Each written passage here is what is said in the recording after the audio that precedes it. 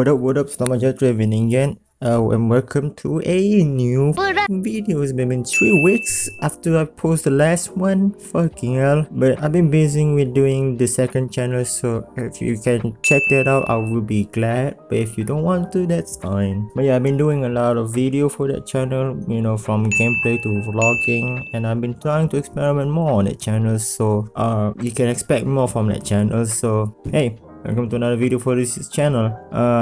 So let's do my usual intro. Selamat datang again. List a number of connected items or names written consecutively, typically one below the other.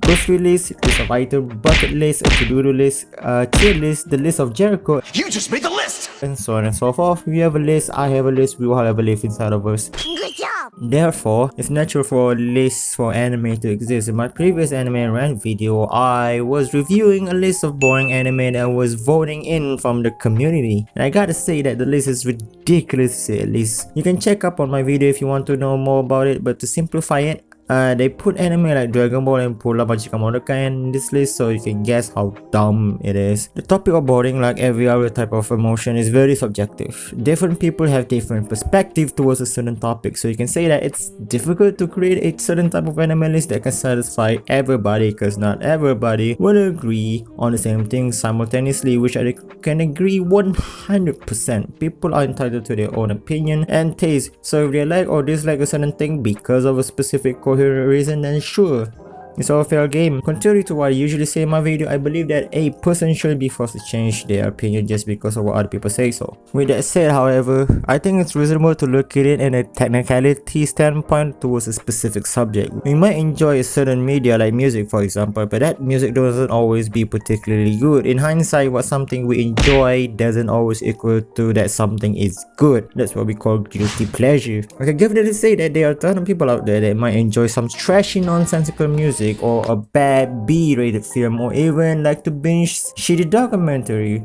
For example, I like trashy harem ecchi anime. I like them because it's just dumb entertainment where I can turn on my brain a little bit and watch it without taking critically into it. Although I can admit that some of the trashy harem ecchi anime that I like are terrible, but I like them because of it, and that is just the way I am. However, if you ask me, will I put some of the trashy harem ecchi anime that I like into my top best anime of all time in terms of enjoyment? Yes. But in general, no.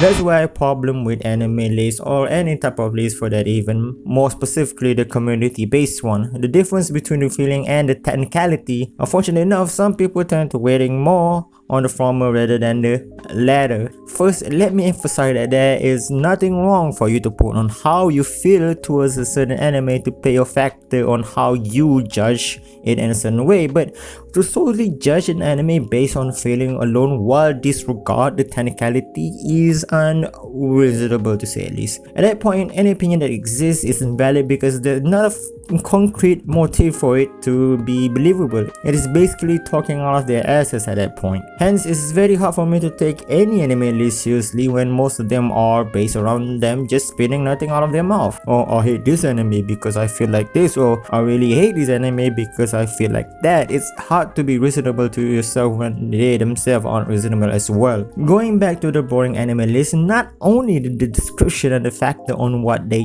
think makes an anime boring is really vague, the anime pick for that list is just non-binding. Let's take the case of One Piece, for example, right? I couldn't care less about One Piece. I'm not a fan of it. I haven't enjoyed it as much as the OP enthusiasts.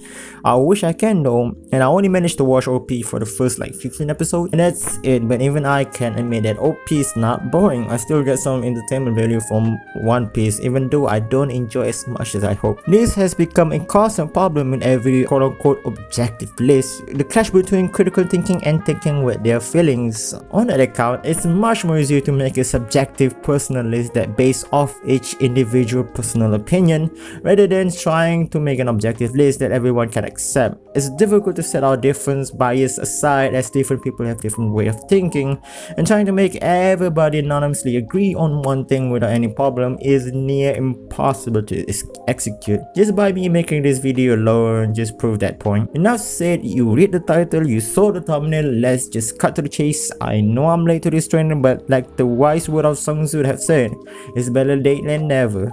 Hey, before I go on with the video, I realize there's a lack of Crunchyroll rent videos this year compared to previous year. Either people are tired of it at this point or they just don't care. Either way, I can agree that this rotten horse has been beaten to a pulp multiple times, but nevertheless, there's no such thing as too much in this world, say by the great Sakura Miko, my elite lord.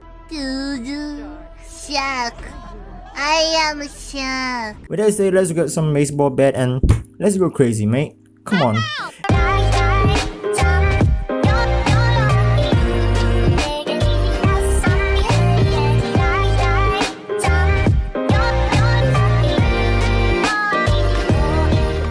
Anyway, just like any other previous Crunchyroll award, it's trash, it's messy, can Gets everywhere. Now, the nominee, the list, it's pity to look at, to be honest. Crunchyroll Award always has this problem where they can only manage to nominate a select number of anime cause for legal reason, I guess. Cause if you look closely, you would tend to find that a certain anime will nominate it for 4 to 5 category. I remember the one I did for the previous Crunchyroll Award, can't remember which one. But the anime Megalobox, the boxing sport anime, got nominated for almost all the category that they have for that year, which is crazy. Despite how I really like the anime, but even I can admit that they overexploit that anime. You know, for this year, credit to them for trying to vary out the anime, but still you got Jujutsu Kaisen nominated for almost all the category. Bloody hell. At least for this year, JJK didn't win everything, unlike they won you. It's difficult to understand to some anime fan that thinks the Crunchyroll Award is the most important anime award when there's only like 30% of anime that represent for the year. Rather being the Oscar award for anime, it's more like the Game Award for anime. Both of them have similar problems of both of them overexploit the same title and both of them always tend to disappoint the community deeply.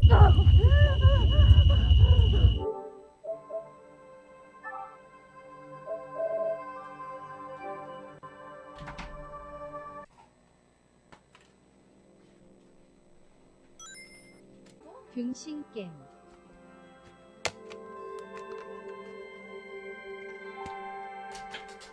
And now, the Game of the Year award goes to The Last of Us Part 2.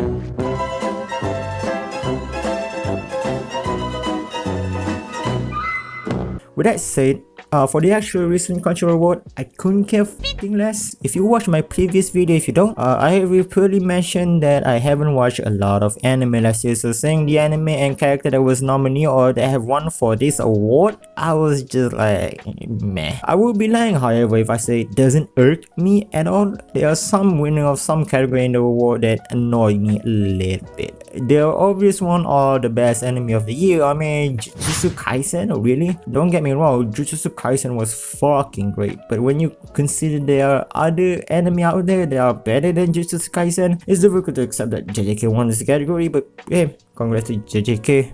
Nevertheless, then there's the best protagonist, which is kind of odd to me because I don't know the character they have won it, so I can't say much about it. Also, there's Hinata. Why did this award exist again? Best antagonist, don't care. Best boy, clearly there's better choices out there, right? Right guys, right? Best girl, another what the only few anime that I've watched last year is Love is War. Fantastic anime, great OP. If you watch my video about Ishigami, you know how I fucking love the anime, but trust me when I tell you that Kaguya wasn't the best in Love is War. However, like the previous category, I don't know any other of the nominees, so I can't say much. Best OP, you know what, fair choice. Last year was the year of OP for anime, at least in my opinion, so I don't have any problem with it cause I like Beast's opening and all the other nominees opening equally except for Great Pretender. I don't know what anime is all about, but I might check it later. Best ED, damn, Ali or L-A-L-I, whatever you want to call it, is on a fucking roll, man. I mean, I can't blame the people for picking Jujutsu Kaisen because Ali is a great band, man. Good for them, man. They really deserve it because